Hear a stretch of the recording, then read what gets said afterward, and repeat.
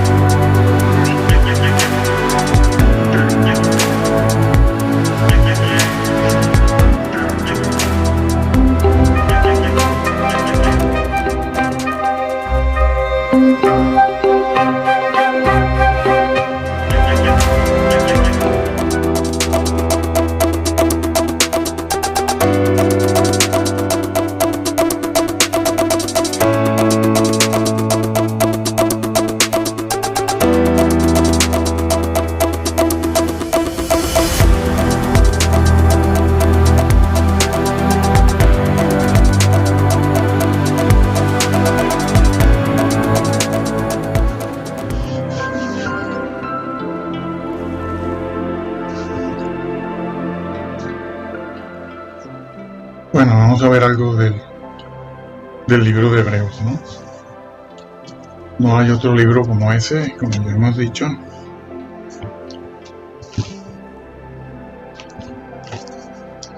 En la edición del señor Casiodoro y Reina Valera, pues está en su orden normal. Sí, en el sitio donde tiene que estar. Hebreos. Vamos a Hebreos capítulo 1. Aunque no es una exégesis versículo por versículo. No, vamos a destacar un par de cosas importantes. No es exhaustivo, pero lo que vamos a ver es importante. Muy importante. Y es lo que queremos resaltar de este libro. 4 o 6 cosas que son únicas, que no están en ninguna otra parte como están aquí.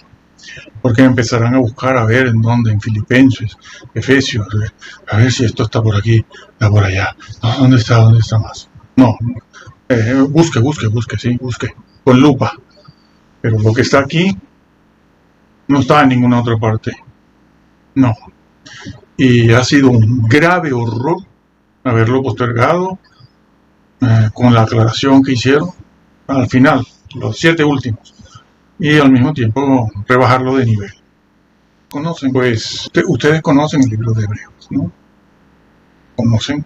Entonces, vamos a leer los versículos que quiero destacar. Y ya cada quien en su casa, en su estudio personal, pues hace un análisis más exhaustivo y completo. Por cierto, hay que decir una cosa, es que esta gente cree, todos en general, todos en general, creen que esto se han tomado esto como un partido de fútbol, un juego de pelota, de básquet, y eso, ¿no? Dice, mi equipo es mejor que el tuyo, no, nosotros ganamos, no, yo no cambio de equipo, yo me quedo con el mío, porque el mío es mejor, y esto, aquí no se trata de eso, se lo han tomado así, ¿no? ¿Qué denominación es mejor? No, la mía, la otra, esta tiene alfombra roja, el otro tiene piano, aquí tenemos 3 pianos.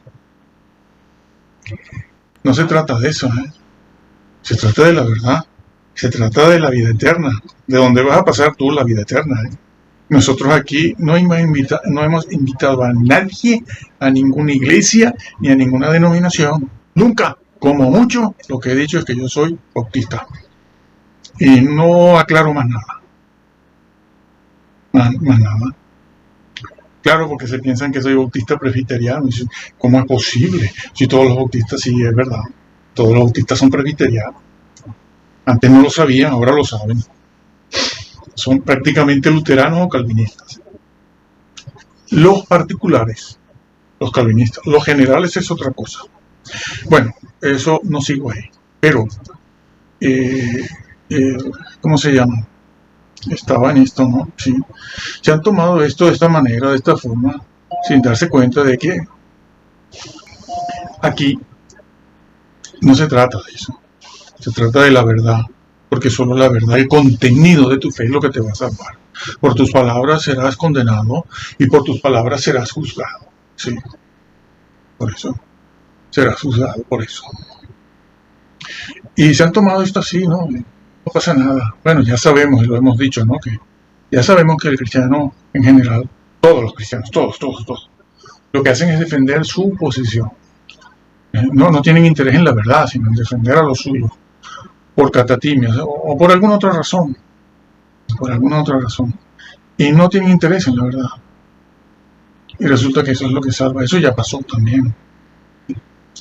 En el Antiguo Testamento, en el pueblo hebreo, habían varias sectas, sí las habían, unas cuantas, unas cuantas.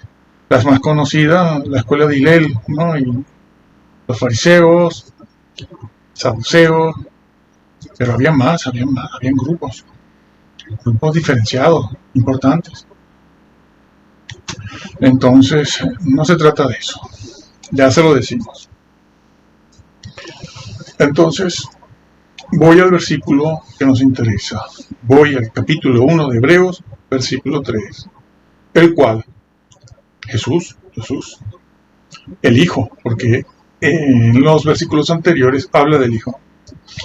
Y el versículo 3 comienza diciendo el cual, el Hijo, siendo el resplandor de su gloria y la imagen misma de su sustancia, la imagen misma de su sustancia, y la imagen misma de su sustancia, y quien sustenta todas las cosas con la palabra de su poder, habiendo efectuado la purificación de nuestros pecados por medio de sí mismo, se sentó a la diestra de la majestad en las alturas. Aquí hay varias cosas importantes.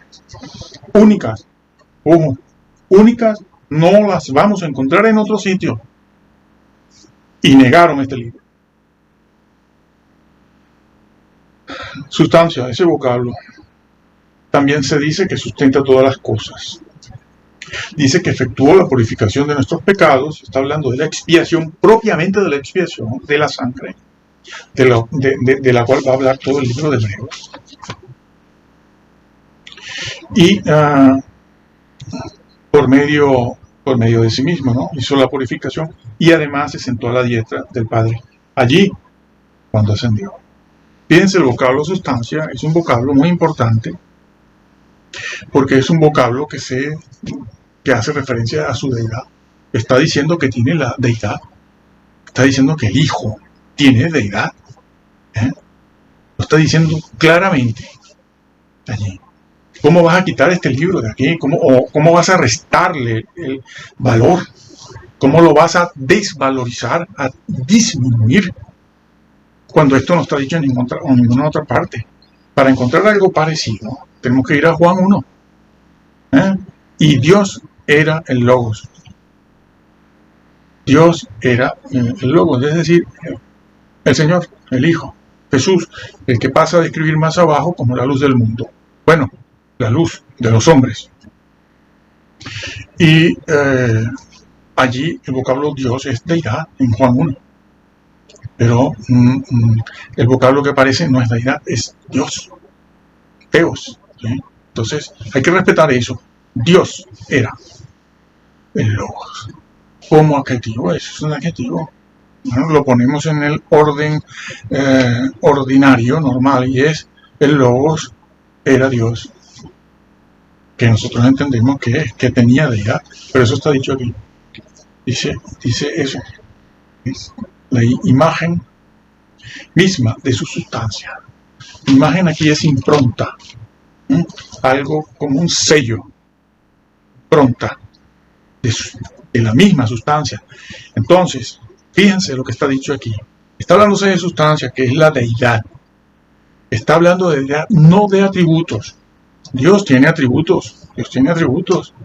El amor, la paz, la benignidad, la bondad, la fortaleza, etcétera, el poder, son todos atributos. Pero aquí no se habla de atributos. Aquí no se está hablando de atributos. Que Dios es muy amoroso, o que Dios es muy fuerte, o que Dios es muy sabio. Son atributos que pertenecen a Él. Pero aquí no se está hablando de eso. Aquí se está hablando de su esencia, la sustancia. Es una referencia. Y dice que su sustancia es la del Padre. Lo que está diciendo. Porque al principio dice Dios, habiendo hablado muchas veces, habiendo hablado muchas veces, de otras formas y por los profetas, nos ha hablado por el Hijo, el cual es la imagen misma de su sustancia. Tiene deidad. Tiene deidad. Eso es lo que está diciendo. Ahí. Eso así no lo consigue en ninguna otra parte. No, en Filipenses no.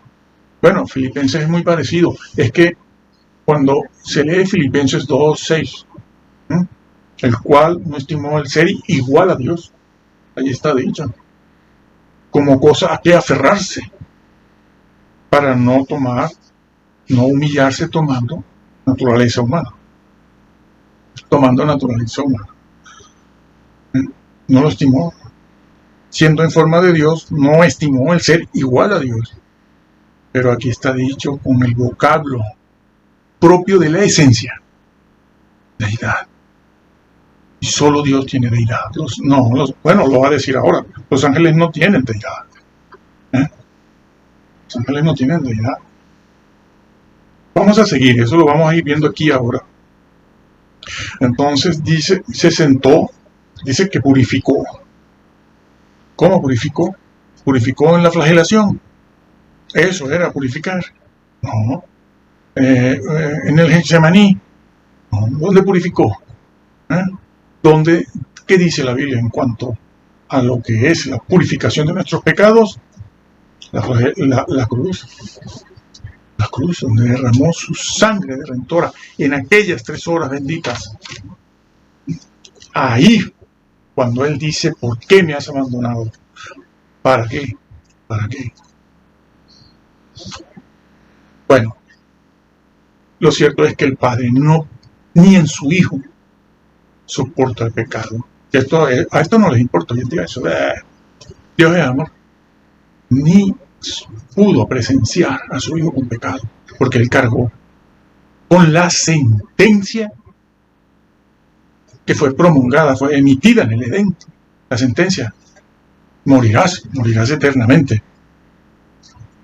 ¿Quién paga esa sentencia? Estaba Jesús allí durante esas 2 horas, 3 horas, colgado en esa cruz. Fue allí donde lo derrotó, porque Colosenses mismo lo dice, ¿no? Que fue en la cruz donde los avergonzó. Los avergonzó porque expuso la mentira del diablo, que lo venía acusando precisamente de eso, de que la creación estaba mal hecha. Las leyes de Dios no se pueden cumplir. Y estos han dicho allí precisamente que el decálogo fue crucificado. No. Si el diablo lo acusa de eso, ha acusado a Dios permanentemente.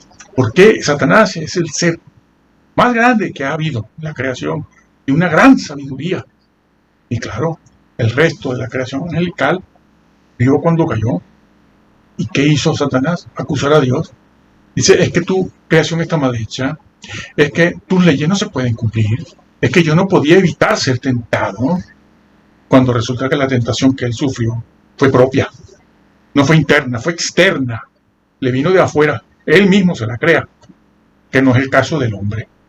El hombre es tentado desde dentro, él no. Y le tenía una serie de acusaciones que no vamos a verlas todas aquí, a Dios mismo. Y el Señor lo avergonzó y dijo, sí se puede, la creación es buena, sí se puede cumplir. Yo puedo ser obediente hasta la muerte y muerte de cruz. Obediente en todo. Eso se dice de Jesús permanentemente, sobre todo en el libro de Hebreos. Pero claro, no conviene ese libro. ¿Por qué? Porque la ley no puede ser. Peca fuerte. Más fuerte es la gracia. ¿Qué dices? ¿De dónde sacas eso? Es un desequilibrio total. Es una psicopatía eso. Y aquí se está diciendo eso. Entonces, retomo la idea. No está hablando de atributos, está hablando de la deidad. Y a esa persona que le atribuye deidad, dice que purificó, ¿dónde? ¿Cómo? Nuestros pecados, en la cruz del Calvario. Muriendo donde tú y yo teníamos que morir. Muriendo allí donde tú y yo teníamos que morir. Eternamente. Nosotros teníamos que estar en esa condición eternamente, que es la condición en la que están los que están en el Hades en este momento, en esa parte mala, en esa parte de los condenados. Ellos están sufriendo eso, están sufriendo eso. Si alguien quiere librarse de eso, tiene que aceptar a Jesús como su Señor y Salvador y obedecerle. Dice que se sentó a la diestra de la majestad en las alturas. Allí mismo se sentó. No tuvo que esperar al siglo XIX para sentarse a la diestra. En la diestra del Padre no está nadie. Ahora vamos a ver eso. Porque ese es el seno del Padre. A la diestra de su poder. Allí es necesario tener deidad para estar allí en el seno del Padre. Por eso Jesús en otras oportunidades en el Evangelio de Juan decía: yo del Padre vengo y al Padre voy. Del Padre salí y al Padre vuelvo y entro. Dentro, en el seno. No alrededor. No fuera de sí, sino en el mismo seno, en el interior del Padre. Es la Trinidad. Es la Trinidad. Ahí dentro, allí no habita nadie. Ha sido otro error del siglo XIX, pero grave, gravísimo, como vamos a seguir viendo aquí ahora. Esto del tabernáculo santísimo, lugar santísimo. Y entonces dice que ese ser que se sentó a la diestra, y sabemos quién es, Jesús, pero le acaba de atribuir deidad a Jesús, a su Hijo. Lo acaba de decir. Si está escrito, funciona la anorexia doctrinal, teológica. Que ves en el espejo lo que no es real. Y entonces dice el versículo 4, hecho tanto superior a los ángeles, cuanto heredó más excelente nombre que ellos. Hecho superior a los ángeles. Pero Dios siempre es superior a los ángeles. No está hablando de Jesús en su deidad, está hablando de la humanidad de Jesús, que fue el que subió a la diestra como mediador. Están en los capítulos 7 y 8. Como mediador, hecho superior a los ángeles, el hombre Jesús, cuya persona es el Hijo de Dios, que tiene deidad, verdadero Dios, verdadero hombre, hecho superior a los ángeles, porque los hombres no éramos superiores a los ángeles. Pero ahora hay un hombre que es superior, y muy superior a los ángeles. Hecho superior a los ángeles, cuanto heredó más excelente nombre que ellos. No, Jesús lo dijo. Toda potestad me es dada en el cielo y en la tierra. Mateo 28. Mateo 28, allí al final. Ir por todo el mundo. Toda potestad me es dada. Hombre, ya la tienes, si tú eres Dios. No, Señor, no están confundiendo. Está hablando como un hombre que ha vencido, que le ha quitado a Satanás todo el derecho, toda la autoridad, primero, que tenía sobre el hombre. Y segundo, todas las acusaciones que Satanás tenía contra Dios mismo, de que su creación no sirve, que está mal hecha. Sus leyes no funcionan. Jesús dijo que sí funcionaban y lo demostró. La cruz fue clavada sobre una base moral. Han venido estos señores a crucificar el decálogo, cuando resulta que la cruz fue crucificada sobre una base moral. Jesús vino a vindicar la moral de Dios, el decálogo, las leyes. Han dicho que no. ¿Quién eres tú para venir a quitar el libro de Hebreos, que nos habla de manera casi descriptiva, más que una afirmación, de manera descriptiva sobre la deidad de Jesús? Y lo dice claro, es la deidad del Hijo, y es la deidad del que está a la diestra. Son versículos que echan por tierra el adventismo, el ruselismo, el modalismo, a los mesiánicos estos modernos, de ahora que no son judíos, echa por tierra a los mormones, a los unitarios. Este solo versículo echa por tierra todo eso. No, ese libro, tranquilo, que ese libro si no lo lees no pasa nada. Dios mío, pero si esto no lo tenemos en ningún otro lado, ¿qué haces? ¿Qué has hecho? ¿Por qué no han corregido eso? No esto, el libro completo lo han tenido que corregir y respetar lo que está dicho. Bueno, me salgo un poco, porque eso está en el capítulo 12. ¿Cómo escaparemos si descuidamos una salvación tan grande? Pero es que no leen más. Dicen, es disciplina. Pero señores, si lo que dice es todo lo contrario. Dice todo lo contrario. Bueno, lo tenemos aquí. Me desvío un momento. Capítulo 2. Porque si la palabra dicha por medio de los ángeles fue firme, y toda transgresión, el vocablo transgresión, no, se refiere a unos seres que han transgredido voluntariamente todas las leyes. El vocablo transgresión tiene un trasfondo jurídico, como va a tenerlo los vocablos que se usan en el capítulo 7, 24 y 25, son términos de carácter y naturaleza jurídica que solo se usan en el libro de Hebreos. Y dice, toda transgresión y desobediencia recibió justa disciplina, ¿no? Justa retribución. El vocablo retribución, siempre en el Nuevo Testamento, es un vocablo que se habla de, que hace una referencia al resultado de un juicio. Justa retribución, no disciplina. Y aquí el escritor a los hebreos, sea Pablo, sea otro, que en la iglesia primitiva se creía que era Pablo, hasta que alguien dijo, tengo dudas, y en el siglo XVI ya dijeron que no era Pablo, y hoy en día muchos de estos modernos, bueno, quieren favorecer su doctrina, algunos dicen que no fue Pablo, otros dicen que sí es Pablo. O sea que no se ponen de acuerdo en eso. Nosotros creemos que pudo haber sido Pablo. Pero fuera de eso, resulta que el vocablo retribución se utiliza para hablar del resultado de un juicio. Es lo que emana de un juicio. Son términos de naturaleza jurídica que hablan en ese sentido de eso. Y hace una sección, el escritor aquí hace una sección entre los que son fieles a la revelación y los que no son fieles. En este caso, el Evangelio, donde Jesús es el Salvador, no Moisés, no Aarón, no las leyes levíticas, sacrificiales, rituales, no la circuncisión, porque el libro de lo que trata es de eso, ¿no?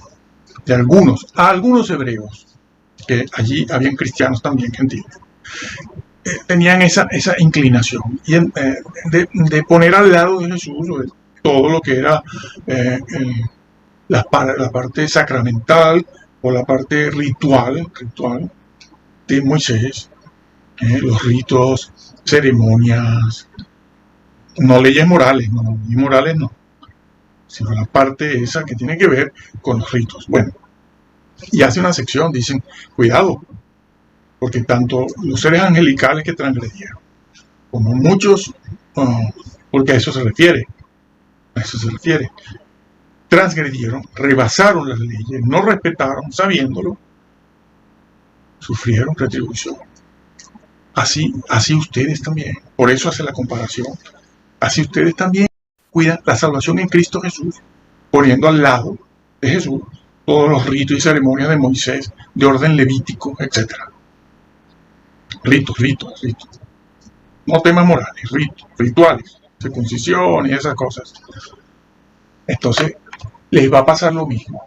Van a ser retribuidos, que es lo que va a decir el capítulo 6, que es lo que va a decir sobre todo el capítulo 10.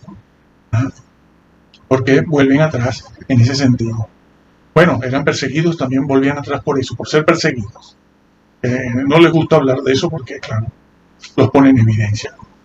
Y eso es lo que está dicho, justa retribución. ¿Cómo escaparemos nosotros de la disciplina? No, de lo que acaba de decir, la retribución.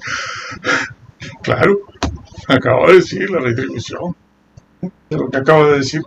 ¿Cómo escaparemos nosotros si descuidamos una salvación tan grande? ¿Descuidarla en qué sentido? Que la cambias. Me cambias el modelo de las sanas palabras. Me estás cambiando, me estás poniendo al lado de Jesús, tus diosesillos judíos, Moisés, etc. Los estás poniendo allí. Entonces volvemos al capítulo 1, versículo 4. Hecho superior como hombre.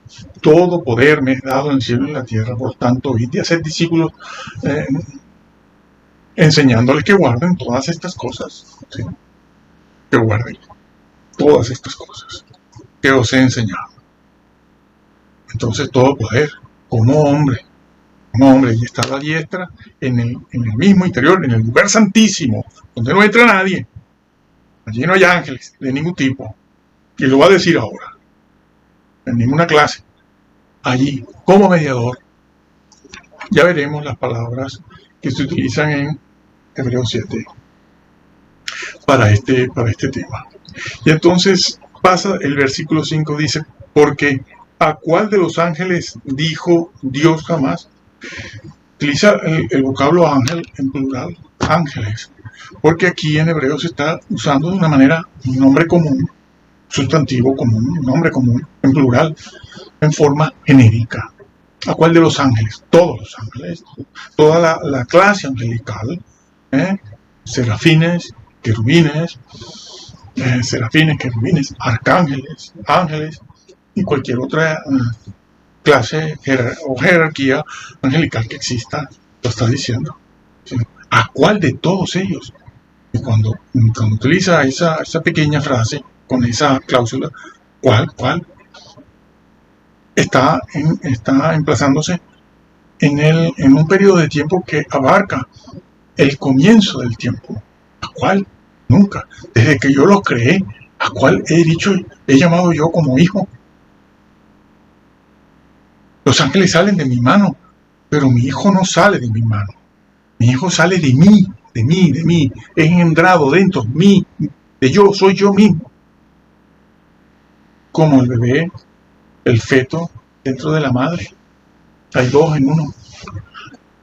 Sí, dos en uno. Los ángeles no, nosotros tampoco. Nosotros salimos de la mano del Señor. Somos creación, no somos engendrados. Señores, no me quiten este libro. Ninguno como este para explicar estas cosas, que yo realmente no. Me quedo un poco corto explicando esto, desde luego. Y qué bueno que es así. Que esto da para mucho más. Y entonces dice, ¿a cuál de los ángeles dijo Dios jamás? Ahora va a hablar Dios. Ahora va a hablar Dios. Es Dios el Padre el que va a hablar. Dígame fuera de los Salmos, si lo encuentra allí, fuera de los Salmos, dígame dónde Dios habla así de su Hijo. De esta manera, afirmando su deidad, porque Él dijo, en Él tengo complacencia, afirmando su misión redentora, afirmando su grandeza. ¿Dónde? Entonces, ¿por qué me lo quitas? O mejor dicho, ¿por qué me lo desvaloras? ¿Por qué? ¿Qué me vas a decir? Que esto es inspirado, pero el capítulo 6 no es inspirado. Lo demás es inspirado, pero al llegar al 10 no es inspirado. ¿Esto qué es? ¿Esto es serio? Claro que soy falso profeta. No lo voy a hacer. Soy un falso profeta de primera. Pues si es así, señores, quiero seguirlo siempre.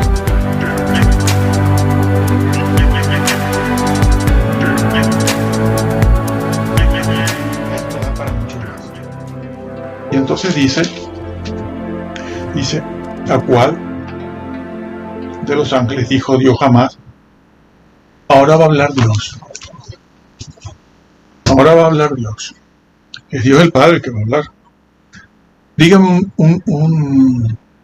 fuera de los Salmos, si lo encuentra allí, fuera de los Salmos, dígame dónde Dios habla así de su Hijo.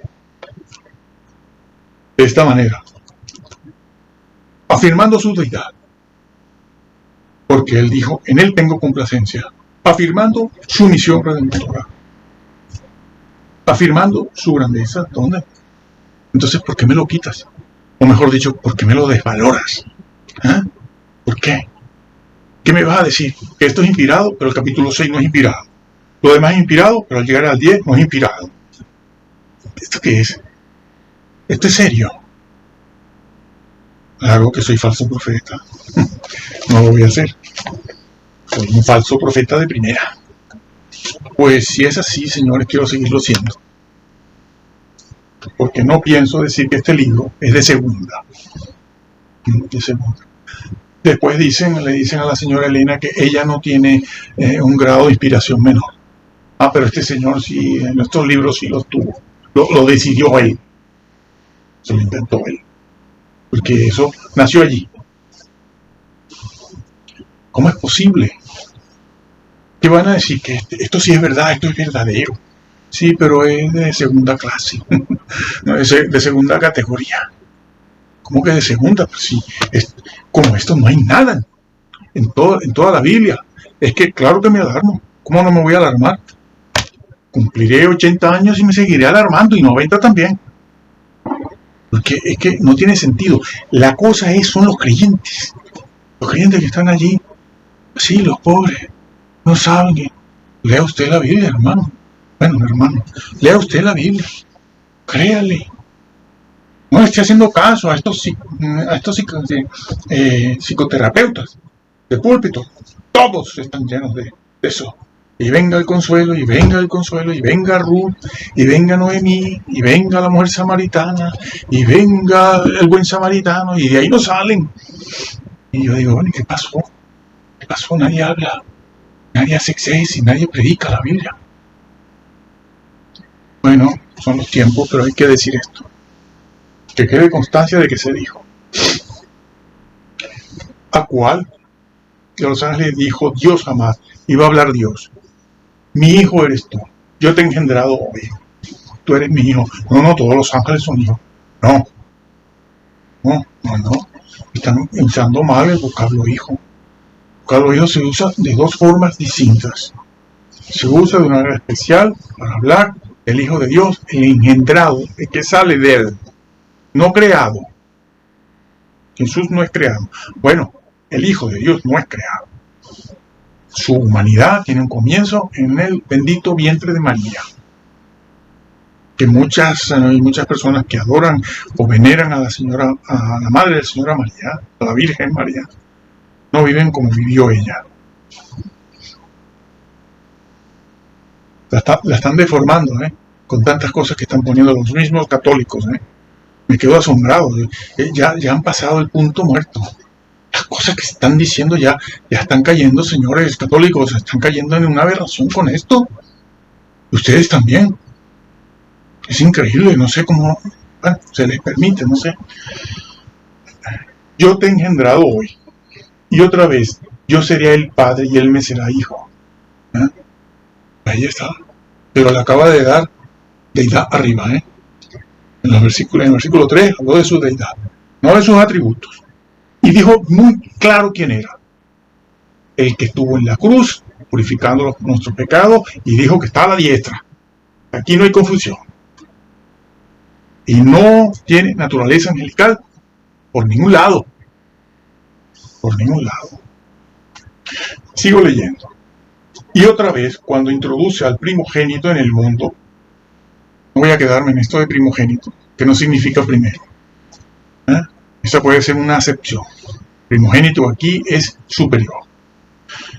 Cuando introduce al superior en el mundo, dice, adórenle todos los ángeles de Dios. Adórenle los ángeles. ¿Por qué? Por lo que dijo arriba. Porque es Dios. Porque ese hijo que está a la diestra, que fue a la cruz, es Dios. Es decir, tiene naturaleza, tiene deidad. Porque en la deidad es la esencia de Dios. Hay tres personas: el Padre, el Hijo y el Espíritu Santo. Y ordena a los ángeles, aquí se utiliza ese vocablo otra vez, como expliqué anteriormente, en la forma, en el modo, en ese nombre común, sustantivo, en plural, colectivo, que se refiere a todos, que engloba a todas las órdenes angelicales, a toda la jerarquía, mejor dicho, ¿no? Angelical. Adórenle. ¿Por qué le adoran? Porque es Dios. Pero es que a Miguel no se le puede adorar porque él no tiene naturaleza divina. Él no es deidad. Es que eso es lo que trató Satanás de hacer, meterse en la deidad. Pondré mi trono al lado de Dios. No, por encima no, porque él sabe que por encima no puede. Pero él quiso, eso es lo que está dicho, eso es lo que es bíblico e histórico. Yo subiré por encima de las nubes y pondré mi trono a su lado. ¿Qué quería él? Que quería estar ahí en la deidad. Sí, Señor, estar ahí. Y esto le han dado la razón. Dice, no, es el arcángel. Miguel le han dado la razón. No, la orden de Dios no es que se adore a un ángel ni a un arcángel, sino que se adore a Dios. ¿Y Dios quién es? Como lo puedo ver, Jesús, el Hijo de Dios. Y otra vez se introduce, adórenle todos los ángeles de Dios. Ciertamente, ahora de los ángeles dice, el que hace a sus ángeles espíritus y a sus ministros llamas de fuego. Más del Hijo dice, tu trono, oh Dios. Aquí ahora este escritor hace una sección también. Separa lo que son los ángeles, vuelve, insiste, está en el tema ese y no lo ha dejado. Sigue en el tema, dice, una cosa es la creación angelical, pero otra cosa es su Hijo, que lo viene diciendo desde los primeros versículos. Habla de los ángeles y sigue insistiendo. Esto no lo vas a encontrar en ningún otro libro del Nuevo Testamento. No quiten este libro. Vuelvo a lo mismo. Siempre digo lo quiten, ¿no? Porque es como si lo hubieran quitado. No, devuélvele su autoridad, devuélvele su nivel y pónmelo a la altura del resto del Nuevo Testamento. Pónmelo a la altura del Nuevo Testamento, del resto del Nuevo Testamento. ¿Quién eres tú? Solo porque estás obsesionado con el tema de la ley. Y el decálogo no, la fe sola. Peca fuerte. Dios mío. Eso es lo que has hecho. Pero menos mal que por aquí no pasan. Repito entonces. Ciertamente de los ángeles dice, el que hace a sus ángeles espíritus. Lo que va a decir después al final, en el versículo 13. Los hace espíritus y a sus ministros llama de fuego. Es decir, sus ángeles son sus servidores. Es lo que está diciendo en una pequeña frase. Sus ángeles son criaturas servidoras que obedecen las órdenes del Señor por todo el universo. Y que hoy en día están al servicio, los ángeles buenos, al servicio de la iglesia. A favor y al servicio de la iglesia. Esté en la jerarquía que esté. Pero del Hijo que dice, hace una sección, divide y dice, sí, los ángeles son para esto. Más, la partícula más, que puede traducirse pero, adversativa, para hacer no solo una sección, sino algo que se opone. O sea, esto es una cosa, pero es que aquello es otra. No son iguales, son diferentes y son distintas. Más del Hijo, y lo califica, dice tu trono Dios, dice Hijo y encima lo llama Dios. Aquí estos listos quieren aprovechar para hacernos creer, ¿no? Hacernos creer que esa expresión oh Dios es como una exclamación, ¿no? Como cuando tú dices, a ver Juanito, tráeme aquel libro, Cáspitas. Sí, Cáspitas. Una exclamación, caramba. Y se lo creen, sí, se lo creen. Pero si los salmos están llenos de eso, el Salmo 42.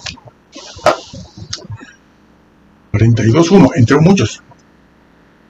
Porque los hebreos se dirigen a Dios y se dirigen a Dios empleando esa expresión, oh Dios. Bueno, lo vemos. Vemos un ejemplo. Está en Isaías, está en Génesis también. Está en Génesis. Bueno, que recuerdo en este momento, Salmo 42 será. Salmo 42.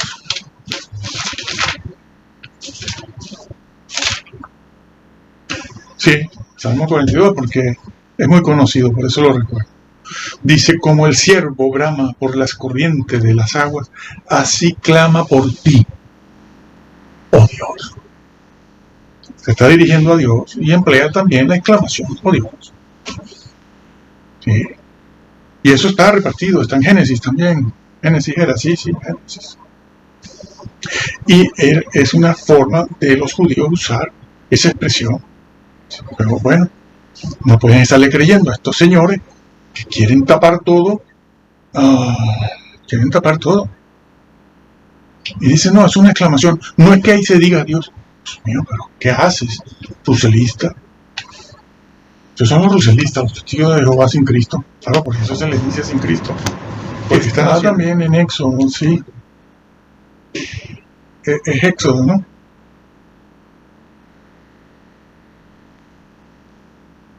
Éxodo 15. Sí. Éxodo 15. ¿Qué dice? ¿Quién como tú, oh Dios?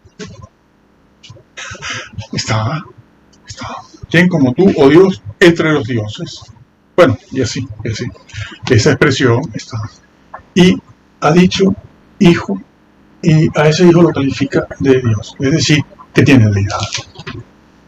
El Hijo de Dios tiene deidad. Pero es el mismo Padre que está hablando. No me quites ese libro. No me lo disminuyas. No me lo descalifiques. Me lo dejas ahí y me lo descalificas. Dice, sí, pero no, pero sí. Ni sí ni no, sino pero todo lo contrario. Bueno, el que quiera leerlo, que lo lea. Yo no me opongo. No, ya con lo que has hecho es suficiente. Con lo que has hecho y cambiando la doctrina es suficiente. Tu trono, Dios, por el siglo y el siglo, es eternamente. Y dice trono. Los ángeles no tienen trono.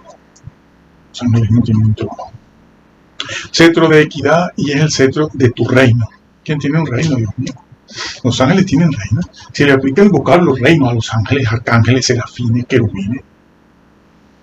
Has amado la justicia y aborrecido la maldad, por lo cual te ungió Dios, el Dios tuyo. Aquí debe decirse, explicarse cómo se utiliza el vocablo Dios, porque el apóstol Pablo respeta mucho eso, ¿no? En Efesios está, creo que en este mismo libro de Hebreo, porque dice Dios Padre y Dios Hijo. En los saludos o despedidas, por lo general en los saludos se dice eso. Dios Padre, mi Dios, tu Dios, como lo hace en el Evangelio de Juan, ¿no? Yo voy a mi Dios, vuestro Dios. Hay también una separación, porque aquí es su Padre, Dios, en el sentido de Él, de ellos, de la Trinidad, no en el sentido nuestro, sino en el sentido de ellos, con óleo de alegría más que tus compañeros. Y voy a saltar el versículo 13 porque vuelve otra vez a lo mismo. Dice, pues, ¿a cuál de los ángeles dijo Dios jamás? No, yo no soy el que me pongo repetitivo, es la Biblia, ¿eh? Y yo respeto eso y también me pongo repetitivo. Entonces dice, ¿a cuál de los ángeles dijo Dios, siéntate a mi diestra? Ahí está. ¿Cómo que el arcángel Miguel está a la diestra? Pero si es a ningún ángel, está hablando en términos absolutos y colectivos. Desde el momento de la creación de los ángeles hasta el día de hoy, a ninguno le ha dicho, dentro de la jerarquía angelical, a ninguno le ha dicho eso. Siéntate a mi diestra. A la diestra solo está el Hijo de Dios. Y eso indica poder. Sentarse a la diestra indica poder en virtud de la victoria que obtuvo sobre Satanás. En virtud de eso, de la victoria que obtuvo sobre Satanás. siéntate a mi diestra hasta que ponga a tus enemigos por estrado de tus pies. Eso está en 1 Corintios 15 también dicho. El Padre pondrá a los enemigos del Señor bajo sus pies, que ya lo hizo en la ascensión, porque Efesios lo dice. Efesios 1 dice, el gran poder del Padre que obra en nosotros es el que obró en la resurrección de Jesús y puso bajo sus pies todas las cosas y lo dio por cabeza a la iglesia. Eso lo dice. Lo dio por cabeza a la iglesia. A Jesús lo dio por cabeza. Bueno, el cuerpo de Cristo somos nosotros, Él es la cabeza, ¿no? Entonces, y puso, bueno, también dice, ¿no? Que el Señor ascendió sobre todo trono, principado, señoría y autoridad sobre tú como hombre. Lo domina todo. Ahora todo el mundo obedece al Señor. Y es lo que está dicho aquí. Es lo que está dicho aquí. Hasta que ponga a todos tus enemigos, termine de hacerlo, ahora en su segunda venida, en parte, pero eso se cumplirá al final del milenio. Al final del milenio será una realidad. Ya no habrá más enemigos. Se acabó ese periodo de prueba. Periodo de prueba que ha de venir todavía de 1000 años. Que habrá paz sobre la tierra. Pero al final de esos 1000 años, Satanás va a ser suelto por un pequeño periodo de tiempo y los hombres volverán a creerle, claro. Claro, tienen delante a Jesús, pero dicen, no, yo le creo al diablo más. Bajo fuego del cielo y acabó con todo ya de una vez por todas y entramos en la eternidad. Entraremos en la eternidad. ¿Cómo me quitas el libro de Hebreos? Dios mío. Sí, me lo has quitado. Rebajarle y descalificarlo de esa manera es rebajar solo por tu cuestión de la ley. De la ley. Bueno, tengo que volverme a escandalizar. ¿Por qué? Porque ¿cómo es posible, en este caso, los testigos de Jehová, los civilistas y otros, toda esta diversidad de mesiánicos que hay? Bueno, porque ellos han querido al principio, pero ya eso no importa, que a nadie, como he dicho, le importa la verdad. Pero al principio ellos quisieron dar una apariencia de unidad doctrinal, ¿no? Unidad doctrinal, que todos tenían la misma doctrina, que no eran como Roma, que había muchas órdenes sacerdotales, monásticas, etcétera, o que no eran como los evangélicos en general, que había muchos grupos evangélicos diferentes, más de 22.000 y todo esto, ¿no? Y entonces ellos trataban de aparentar una unidad teológica y doctrinal. Y precisamente lo que hemos visto es todo lo contrario. Todo lo contrario, un verdadero disparate satánico, porque los mesiánicos, igual que los evangélicos, todos, incluidos los de la Reforma, se han desmadrado a placer se han desmadrado. Y una cosa que no podemos entender, digo los mesiánicos porque esto de Hebreos 1 va para los mesiánicos y para los lucelistas, los unitarios y otros grupos más. Es que el libro de Hebreos va contra casi todas las denominaciones, incluida Roma. Claro, el diablo quería, si podía quitarlo, lo quita. ¿Por qué? Porque fíjense cómo se usa en el capítulo 1 el vocablo hijo de Dios al lado del vocablo Dios, identificándolos a uno con otro, incluso aclarando y diciendo qué sustancia tiene, no hablando de los atributos divinos, sino hablando de la deidad misma. Y además ubica a esa persona a la diestra, y además lo ubica con sangre expiatoria, y lo llama hijo de Dios varias veces, repetidas veces, como un ser único, angelical. Y yo digo, ¿cómo es posible que no se estén dando cuenta de que cuando Jesús, en su disputa con los líderes religiosos de su tiempo, saduceos, fariseos y algunos del pueblo, en su discusión, al decirle que Él era el Hijo de Dios, y que los judíos lo entendieron bien, porque se lo dijeron, te haces igual a Dios diciendo que eres hijo de Dios. Te haces igual, por eso te apedreamos, porque te haces igual a Dios. ¿Cómo es posible que todos estos señores que mencioné ahora no se estén dando cuenta de eso?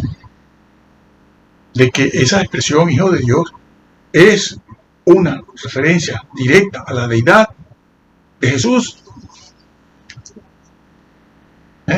El Hijo de Dios, tanto el Hijo de Dios como el Hijo de Dios, que se encarna en María la Virgen, es la persona del Hijo de Dios que se encarna y que asume naturaleza humana. Ese Jesús, y se llama Jesús, el Salvador, el Mesías, tiene su persona, tiene deidad. Es el Hijo de Dios, es el Hijo de María, pero tiene deidad. Pero él dijo, yo no solo soy el Hijo de María, es que yo soy el Hijo de Dios. Y los judíos lo entendieron bien. ¿Y cómo es que esta gente todos estos grupos no lo entienden? Y le quitan su deidad. Porque eso es lo que están haciendo, quitándole su deidad y lo dejan como un Dios menor, como un arcángel. Los ruselistas lo dejan como un arcángel, resucitó como arcángel otra vez. Agárrate. Pues si no tuviéramos el libro de Hebreos no tendríamos manera de saberlo, ¿no? O si no lo valorizamos como hay que valorizarlo, no lo sabríamos. No lo sabríamos. Pero el libro de Hebreos, como vengo diciendo desde hace ya tiempo, no solo hace algunas afirmaciones, es que describe, afirma y describe lo que está en el resto del Nuevo Testamento. Lo explica bien. Y como estos señores no se dan cuenta de que aquí hay dos. No se dan cuenta que ese hijo tiene deidad, que ese hijo no es simplemente un hombre divinizado. ¿No se dan cuenta? Porque no les ha amanecido. Serán rechazados en el día del juicio junto con los otros que niegan la ley. Sí. Por tus palabras serás justificado, es decir, por tu doctrina, y por tus palabras serás condenado. Sí, es verdad. Bueno, pero estos son personas que se han graduado en los seminarios de licenciatura o bachiller en teología y lo que hace, y no están en el ministerio, y se han puesto ahí en el chat tratando de formar un grupo y esta persona, está una chica, una moderadora, una muchacha, bueno, y están hablando ahí una hora con 3 o 4 que se unieron en el chat. Y al final dice, bueno, es que eso que dijo Jesús en Apocalipsis se los digo para que sepan, la ignorancia no es buena, porque terminarán creyendo en el error. Dice, bueno, es que eso que se dice ahí, de que al que quite yo lo quito y el que añade yo le agrego, eso lo puso un escriba ahí, el escriba. La cizaña, amigo, y el trigo corrompido está por todas partes. Es que tiene que ser así si estamos ya de cara al final. Si estamos de cara al final, tiene que ser así. Eso estaba profetizado en muchos sitios y en muchos documentos judíos que consideramos apócrifos, pero que no dicen nada malo. Son apócrifos, no dicen nada malo. A veces lo que hacen es ampliarte esto que está aquí. Sobre todo el material de corte apocalíptico, porque los creyentes creen que esos apócrifos lo que tienen son fórmulas mágicas y satánicas para hacerse rico y la uña de un gato, no tienen nada de eso. Nada, pero nada. El que quiera eso tiene que ir a otros mundos esotéricos. Bueno, entonces tampoco yo estoy recomendando su lectura. La Biblia es suficiente. Si ya de la Biblia nos quieren quitar libros, imagínense, pues vamos a leer por lo menos lo que está en la Biblia. Es increíble, porque los judíos lo entendieron bien cuando el Señor decía, yo soy el Hijo de Dios. Y los fariseos respondieron, nosotros tenemos a Abraham, compadre. Y hoy en día no lo pueden ver. No lo pueden ver. Y si me quitas el libro de Hebreos, pues menos lo van a ver. Hay otras cosas más que quiero decirles rápidamente. En Mateo 7, ahora lo voy a mencionar y ya lo explicaré en el próximo, que esto se ha alargado muchísimo. Pero Hebreos 7,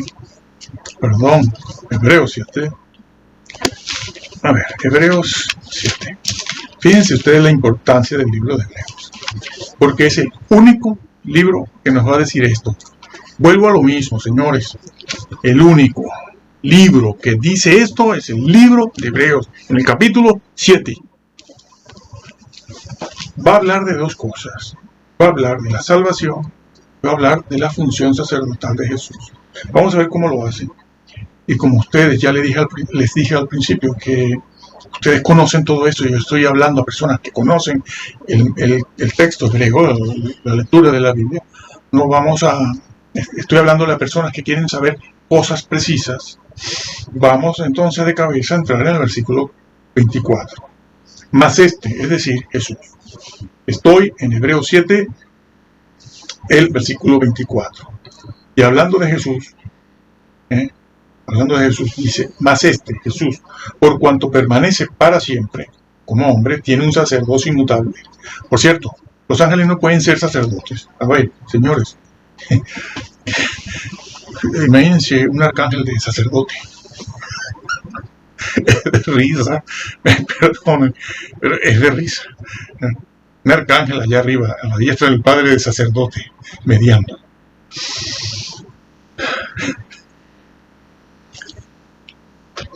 Dice, más por cuanto permanece para siempre como hombre, claro, a diferencia de los sacerdotes del Antiguo Testamento, que no permanecían para siempre porque morían, porque eran personas, eran mortales, que es lo que ha dicho en los versículos anteriores. Repito, más por cuanto permanece para siempre, Jesús tiene un sacerdocio inmutable. Es el único lugar de todo el Nuevo Testamento donde aparece ese vocablo. El único lugar. No hay otro. Bueno, tienen que irse al griego clásico. Del tiempo de Jesús, claro, allí se hablaba griego clásico. El kiné. El koine, se lo pronuncio así porque ustedes lo conocen así. En clase no, en clase lo tienen que pronunciar como es. El koine es como una variación, como un modismo, ¿no? Pasa en castellano, ¿no? El castellano a lo mejor de algunas regiones de ellos, que sé, yo no nombro ningún país, de por allá de Sudamérica, de algún pueblo, de alguna aldea, a lo mejor no es igual al castellano que se habla en Centroamérica, ¿no? En algún país de Centroamérica, de una capital, pero eso no significa que no se entiendan, es castellano, y se entienden perfectamente bien. No son dialectos, no llegan a ser dialectos. Entonces, tienen que irse al griego clásico. A lo mejor Plutarco, ¿no? Lo usa, ese mismo vocablo, inmutable, sacerdocio inmutable, puede usarse con trasfondo jurídico, un carácter jurídico, sí, legal, para términos legales, o hablando de en una conversación o en algo que está relacionado con lo legal, ¿no? El Código Civil o las leyes civiles, ¿no? Ese término. Yo prefiero la palabra, lo buscan en el diccionario, ¿eh? Y si no, piden ayuda a algún estudiante o algún profesional, algún hermano que sea graduado en filosofía. Todos los que son graduados en filosofía clásica conocen muy bien el latín, conocen muy bien el griego y otros idiomas según los créditos que les ofrezcan. Y averigüen ese local. Yo les doy esta información, ¿no? Pero ustedes averigüen, porque todo lo que decimos aquí es para que ustedes averigüen, ¿no? Plutarco creo que lo usa así, como se usa aquí. Sí. Es inalienable. Es decir, que el sacerdocio de Jesús es inmutable, es decir, inalienable. ¿Qué significa eso? Pues eso significa que ese sacerdocio le pertenece a él, o la función, el oficio de sacerdote, o sea, lo que se hace, las diferentes actividades que se hacen en ese oficio, le son propias a él, le pertenecen a él solo, y solo a él, jamás nadie, por derecho propio. por derecho propio, y se está hablando del sacerdocio, de ese oficio mediador, porque eso es lo que significa esa palabra, ¿no? Sacerdote, pues mediador, el puente, ¿no? Puente entre Dios y los hombres. Un sacerdote es un puente entre Dios y los hombres, un mediador, un intercesor, porque ambos vocablos se utilizan para Jesús en el capítulo 7. Que los católicos se han inventado que una cosa es mediar y otra cosa es interceder. Claro, para poder salirle al paso a una herejía, mejor dicho, una herejía, pero algo que se dogmatizó en la historia, que es los corredentores. Pero ese no es nuestro tema aquí ahora. Pero este vocablo, esto que se dice aquí, sirve para derribar eso de entrada de manera rotunda. No existen corredentores. Bueno, pero sigo en el tema de Jesús. Esa palabra inalienable es que algo que posee esa persona le es propio, le es inmutable, se puede traducir por perpetuo. No, perdón, no perpetuo, no. Ese es el otro vocablo que está ahí, sí. El otro vocablo que está ahí, sí. Y ahora lo vamos a ver.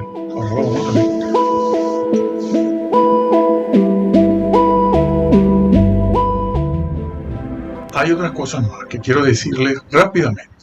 En Mateo 7, ahora lo voy a mencionar y ya lo explicaré en el próximo, que esto se ha alargado muchísimo. Pero Hebreos 7. A ver, Hebreos 7. Fíjense ustedes la importancia del libro de Hebreos, porque es el único libro que nos va a decir esto. Vuelvo a lo mismo, señores.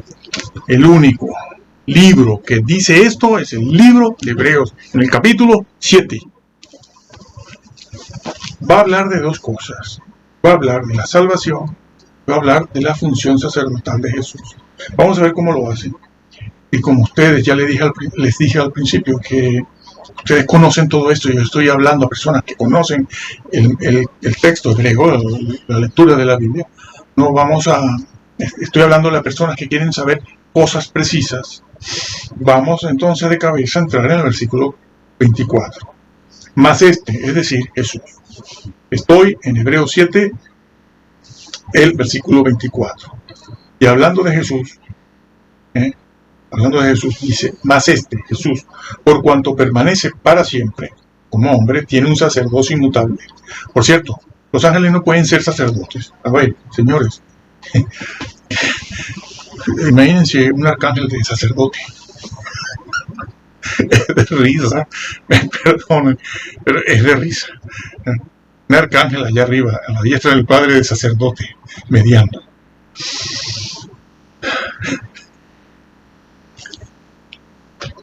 Dice, más por cuanto permanece para siempre como hombre, claro, a diferencia de los sacerdotes del Antiguo Testamento, que no permanecían para siempre porque morían, porque eran personas, eran mortales, que es lo que ha dicho en los versículos anteriores. Repito, más por cuanto permanece para siempre, Jesús tiene un sacerdocio inmutable. Es el único lugar de todo el Nuevo Testamento donde aparece ese vocablo. El único lugar. No hay otro. Tienen que irse al griego clásico del tiempo de Jesús, claro, allí se hablaba griego clásico. El koiné. El koiné, se lo pronuncio así porque ustedes lo conocen así. En clase no, en clase lo tienen que entonces tienen que irse al griego clásico. A lo mejor Plutarco, ¿no? Lo usa, ese mismo vocablo, inmutable, sacerdocio inmutable, puede usarse con trasfondo jurídico, un carácter jurídico, sí, legal, para términos legales, o hablando de en una conversación o en algo que está relacionado con lo legal, ¿no? El Código Civil o las leyes civiles, ¿no? Ese término. Yo prefiero la palabra, lo buscan en el diccionario, y si no, piden ayuda a algún estudiante o algún profesional. Plutarco creo que lo usa así. como se usa aquí. Sí. Es inalienable, inalienable. Es decir, que el sacerdocio de Jesús es inmutable, es decir, inalienable. ¿Qué significa eso? Pues eso significa que ese sacerdocio le pertenece a él, o la función, el oficio de sacerdote, o sea, lo que se hace, las diferentes actividades que se hacen en ese oficio, le son propias a él, le pertenecen a él solo y solo a él, a más nadie, por derecho propio. Por derecho propio, y se está hablando del sacerdocio, de ese oficio mediador, porque eso es lo que significa esa palabra, ¿no? Sacerdote, pues mediador, el puente, ¿no? Puente entre Dios y los hombres.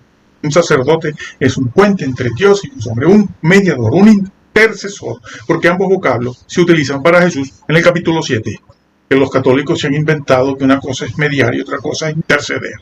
Claro, para poder salirle al paso a una herejía, mejor dicho, una herejía, pero algo que se dogmatizó en la historia, que es los corredentores. Pero ese no es nuestro tema aquí ahora, ¿no? Pero este vocablo, esto que se dice aquí, sirve para derribar eso de entrada de manera rotunda. No existen corredentores. Bueno, pero sigo en el tema de Jesús. Esa palabra inalienable es que algo que posee esa persona le es propio, le es inmutable, se puede traducir por perpetuo. No, perdón, no perpetuo, no. Ese es el otro vocablo que está ahí, sí, el otro vocablo que está ahí, sí. Y ahora lo vamos a ver, Bueno, ¿qué significa eso? Implica eso, intransferible. Un sacerdocio intransferible. Pero la palabra intransferible no abarcaría todo lo que sí abarca la semántica general del vocablo inmutable o inalienable, ¿no? Eso de intransferible sería una de las cosas que implica el hecho de ser inalienable. Y eso mismo va contra esto que nació por primera vez también en el siglo XIX. Si es un sacerdocio inmutable, inalienable, es un sacerdocio ya. Bueno, el mismo versículo lo dice, aunque ahora no lo esté leyendo. Ya lo leeré otra vez. Aquí no hemos hecho otra cosa más que leer la Biblia ahora, que siempre lo hacemos en la aplicación, pero ahora lo hemos hecho aquí. Entonces, va contra esto de la expiación incompleta, que si entra en el lugar santísimo, pero entra en el santo santísimo, sale, va a terminar la expiación, viene. ¿Eso qué es? Pero esto va contra todo eso. Va contra todo eso, no solo contra el arcángel Miguel. Que por cierto, que es que para estar a la diestra del Padre necesita deidad. No hay ángel que tenga deidad. Como dije antes, Satanás quiso, sin tener deidad, quiso estar ahí al nivel de la deidad. Quiso poner su trono al lado e intervenir en los asuntos divinos. Bueno, parece mentira, ¿no? Sí, pero eso lo hacemos todos. El cainismo eclesial abunda. El cainismo eclesial todavía está presente desde que Caín cometió aquel grave error. Por temas de adoración. Sí, Señor, por temas de adoración. Entonces, ese término va contra eso de una expiación incompleta, que ya lo estaremos viendo también, y el juicio ese preadvenimiento antes de su venida, una expiación que se completa después en 1844, y todo esto va contra eso, por lo cual puede salvar también perpetuamente. Número 1, salvar como sacerdote. Aquí hay otra idea, a los que por él se acercan a Dios. Número 2, no puede salvar a todo el mundo. Es a una clase de creyentes a los que salvan. A los que Por cierto, que el libro de Hebreos es condicional. Yo lo llamo un libro condicional. Desde el principio empieza diciendo sí esto, sí lo otro, con tal de esto. Está en el capítulo 4, 5, bueno, en el mismo 3, en el 4, en el 5, en el 6, hablando precisamente de los que una vez recayeron también. A los que por él se acercan a Dios, viviendo siempre para interceder por ellos. Aquí sí utiliza el vocablo interceder, señores. Porque tal sumo sacerdote nos convenía, santo. Sí, pero ese vocablo santo no es el santo, el vocablo que por lo general conocemos que se usa. Es un vocablo, otro vocablo, distinto. Ocio, ocio de Córdoba. Bueno, por lo cual también puede salvar perpetuamente. Vamos a ver esa palabrita completamente. Bueno, ya se los dije, es salvar completamente. Es la misma idea que está en Filipenses 2, trabajar, ese vocablo trabajar, es hacer algo completo, hacer completo algo, un trabajo completo. Este vocablo, perpetuamente, tampoco está en el Nuevo Testamento, es el único sitio, es el único lugar donde lo encontramos. Bueno, pues se van a Plutarco también, pueden averiguar bien en algún este término griego, porque no está en el Nuevo Testamento, es el único sitio donde se usa perpetuamente. Es salvar completamente, es decir, bueno, es que la frase está hecha, ¿no? Perpetuar la especie. Es decir, bueno, me valgo de eso. Sí, perpetuar es una frase hecha, conocida en muchos países, no sé si todos, pero existe en otros idiomas también. La especie hay que perpetuarla. ¿Qué quiere decir eso? Hay que extenderla. Esa es la idea de este vocablo. Y está acompañada de un complemento directo. Esto es un verbo que tiene un complemento directo. ¿Qué o qué cosa se perpetúa? Salvación. Es un verbo transitivo y significa eso, prolongar algo. Eso lo vimos en Primera de Pedro, entre los versículos 5 al 7 al 8, cuando dice para alcanzar salvación, cuando aquello se puso en el 2018-19, se hizo ese estudio para ustedes y para otros. Algunos lo agradecieron, porque se fueron al griego y vieron que es verdad, que eso está allí así. Dice que sois guardados por el poder de Dios para alcanzar salvación. Allí está esa misma idea también, para alcanzar, para la salvación. Porque ese vocablo en el griego no está, pero hay que ponerlo. Hay que ponerlo. Es decir, la salvación, bueno, es que el versículo que continúa lo dice. La salvación que está preparada para ustedes en aquel día. Claro, pero has de alcanzarla. Tú la tienes, pero has de alcanzarla. Y aquí está diciéndose con ese vocablo lo mismo. Dice, lo releo otra vez.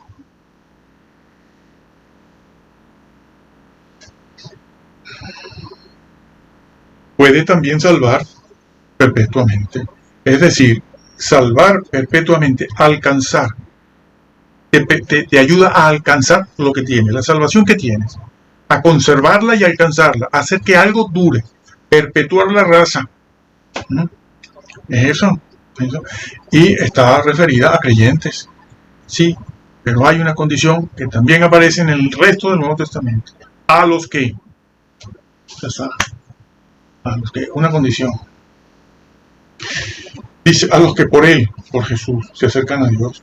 Tiempo presente. Esto está en un presente continuo, todo esto. Está en un presente continuo. Claro que en castellano, en inglés a veces no se ve. Pero si te metes en el griego, cuando pasas muchos años familiarizado con el idioma griego, lo ves. Se está diciendo que todos los días tengo que hacer esto. A los que se acercan, se están acercando permanentemente a Dios a través de Cristo. Es una mediación permanente, una mediación, intercesión continua. Pero no me quites Hebreos, porque entonces no tengo con qué decirlo, sino lo invento. o encuentro una palabrita buscando por aquí, por allá, en el resto de que se puede, del Nuevo Testamento, pero que aquí está muy claro. Esto lo está diciendo de una manera única, como no está dicho en otras partes. Bueno, aunque esto bueno, como está dicho aquí, no. Te dice que es mediador, pero aquí te está diciendo que es una mediación continua para completar la salvación. Completar en el sentido de guardarte de que no caigas de ese llamado y esa elección. ¿Sí? Segunda de Pedro. Ese es un libro que empezó a ser conocido en el siglo I. Llegó al siglo IV, V, lo dejaron en el canon, no lo metieron, lo dejaron y continuó hasta el siglo XVI, donde le dijeron, usted para atrás, hasta ahora que también están haciendo lo mismo. Por cierto, tengo que decir algo aquí, ya que estamos en hebreo. En Hebreo 6:7. Yo lo dije en el otro lo dije. Está ahí, ¿no? Bueno, pero termino esta idea primero. Entonces, eso se está diciendo aquí. A los que se están acercando permanente y continuamente al Padre a través de Cristo. Y con una oración bíblica, no sirve cualquier oración. ¿No? Ahí está la Trinidad. Aquí está la Trinidad. No se menciona al Espíritu Santo porque no se habla de él en ningún momento, pero esto mismo es lo que está en Juan 10, creo, el Evangelio de Juan, el capítulo 10, cuando Jesús dice, dos son los que dan testimonio, el Padre y yo. Está en Juan 10, léanlo, pero no se está hablando del Espíritu Santo. Allí. Más tarde se va a hablar, se va a incluir, el mismo Señor lo va a hacer, el Padre, el Hijo y el Espíritu Santo. Pero allí, en su discusión con los judíos, no mete al Espíritu Santo. Porque el tema en ese momento es el Padre y el Hijo. Abraham, el Padre, Dios Padre y el Hijo. Y él dice, dos dan testimonio, el Padre y el Hijo. No soy yo solo, ni vengo por mi propia cuenta. Entonces está diciendo que puede salvar. ¿Por qué? Nos puede salvar porque podemos caer. Esa doctrina del siglo XVI que nace de esa manera, negando libros importantes, muy importantes como Hebreos, Segunda de Pedro, Apocalipsis, donde aparece el Señor transfigurado de una manera bárbara, pies de bronce, ojos como llama de fuego, en juicio. A las 7 iglesias no les puede gustar. ¿Cómo les va a gustar? Pero haber negado el nivel de inspiración de esos libros, su importancia doctrinal y teológica para formular la doctrina, haberlos postergado, pero haber creado una doctrina que es la que nos viene hasta hoy. Porque claro, en la Biblia tú ahora la puedes imprimir como quieras, sí, pero la doctrina quedó. La doctrina que niega el decálogo, la doctrina que niega los preceptos, está dicho por Jesús en Mateo 5, 6, 7. La doctrina que habla sobre la necesidad de todos esos preceptos para guardar la salvación que se recibió gratuitamente por gracia, esa doctrina nació allí y ha llegado hasta hoy, haciendo mucho daño, engañando a todo el que no averigüe la verdad, diciéndoles que ya están predestinados, copiando a Agustín de Hipona maniqueo. Un grave error de Agustín. Empezó muy bien, escribió muchísimo, empezó muy bien, dijo cosas importantes, pero la presión, como la presión sí de ¿no? Que casó a Felipe ese, el magnánimo, creo que es magnánimo, sí, mucho cacareo y mira. Entonces, eso es lo que se dice. Aquí, por último, sí, es curioso esto. Saldrá, no lo han subido, ¿no? Bueno, lo adelanto aquí, no pasa nada. Cuando el señor Lutero, Calvino y toda esta gente, ¿no? El grupo ese, se acercaron, bueno, el señor Martín, porque fue él, está escrito eso. Así que aquí que hablar con propiedad. El señor Martín vio Hebreos 6, 4. Bueno, lo que está en los documentos, ¿no? Ya sabemos que hay muchas leyendas, pero claro, no van a crear de esto una leyenda, ¿verdad? Esto es real, porque se perjudicaría. Él vio eso. ¿Cómo lo interpretó? ¿Cómo interpretó el Señor? ¿Cómo se interpretó allí? Hebreos 6, 4. Es imposible que los que una vez recayeron, etcétera. ¿Cómo lo interpretan? Dijeron lo que dicen todos estos, que se han pasado 100 años, 100, 200 años diciendo esto. No, esos son los borrachos. No, esos son los del trago, dice uno por ahí. Que lo dice de una manera que nos parece muy gracioso, ¿no? Y no lo es. Ese es el papá que no era salvo, la mamá, el tío. Esos son los visitantes, decía el otro, ¿no? Dice, y el otro dijo, el primo dice, el Señor al que peca se lo lleva. No habría iglesia. No habría iglesia. Lutero no dijo nada de eso. Lo que él dijo es lo que está escrito. Dice, ese versículo le quita toda esperanza de salvación a un cristiano que peca. Esa es la verdad. Por lo tanto, yo no acepto eso, porque no encuentro eso en Pablo. Le digo, ¿qué dices? Que no encuentras eso en Pablo. Pero sí, tendrías que quitar 1 Corintios capítulo 3, el maestro que entró quemándose y el otro que fue destruido. Tendrías que quitar 1 Corintios 15, la fe vana. Tendrías que quitar Mateo 5, 6, 7, que tú se lo aplicaste a la sociedad y resulta que es para la iglesia. Tendrías que quitar también 2 de Timoteo completo.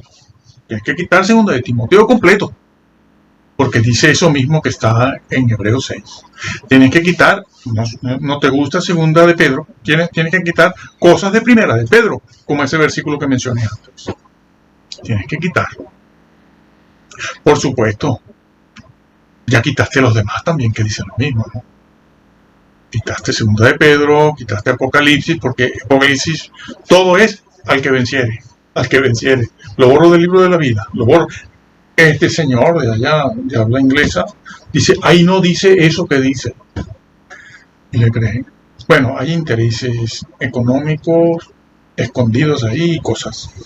No es mi tema. Yo me guío por la Biblia y lo que nos interesa. Lo demás se hacen responsables todos ustedes por seguir a quienes no tenían que seguir. A nosotros no nos pueden seguir tampoco, porque yo no doy ni mi iglesia, ni mi denominación. El que quiera ver alguna otra cosa lo tiene en el currículum ahí. Nada. Cada quien, nosotros tenemos que decirles la verdad y ustedes corregir. Entonces, el señor Lutero no dijo nada de eso. Eso lo han dicho ahora. Y esa es la razón por la que él contrapuso, ¿no? Encontró un choque entre Romanos 3:28 y Hebreos, bueno, entre Romanos 3 y otros capítulos, sí, no solo Romanos 3, pero es lo más conocido y lo que dijo. Ella habló también de otros, pero ese es el versículo reina, ¿no? Y choca con Hebreos 6, bueno, es que no solo choca con Hebreos 6, 4, sino con Hebreos 2, Hebreos 10 y 12. Entonces, eso fue, ellos reconocieron que eso le quitaba la esperanza. Pero ¿qué pasa? Que no sabía hacer exégesis.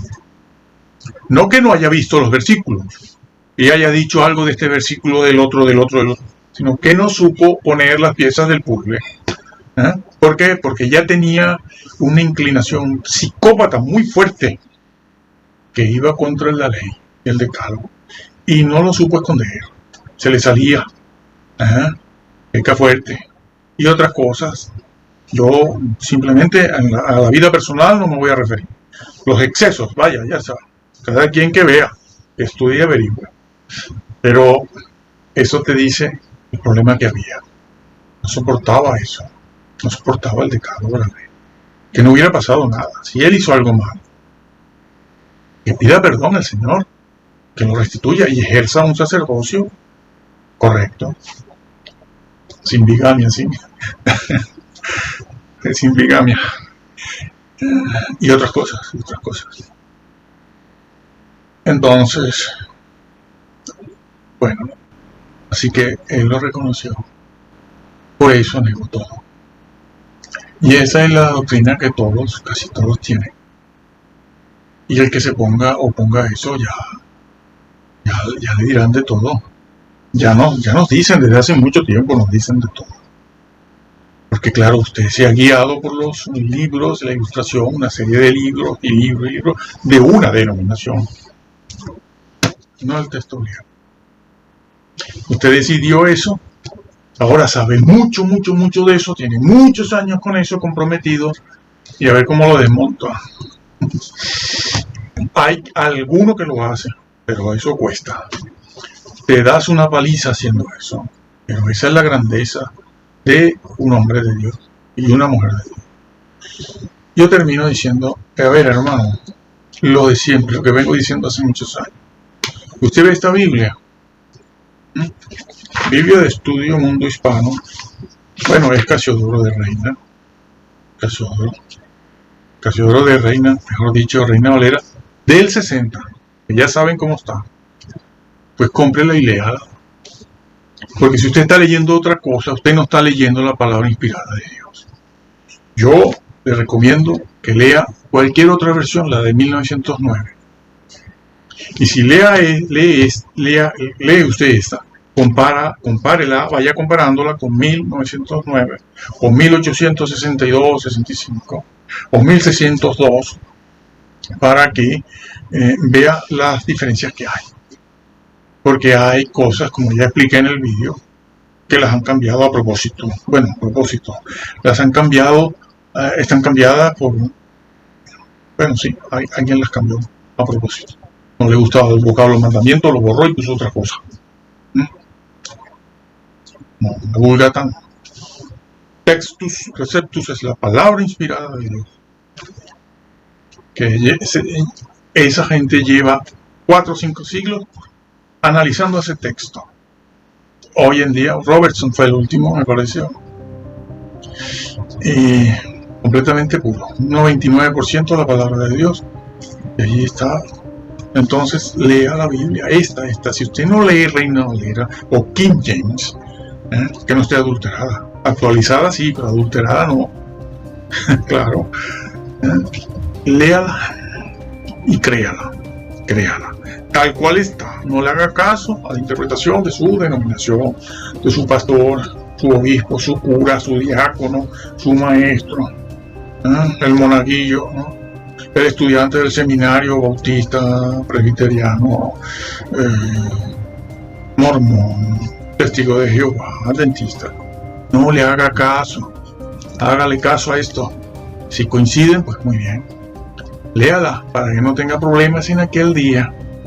No se piense usted que el Señor lo traga todo. Está en este mismo libro que Él no traga todo.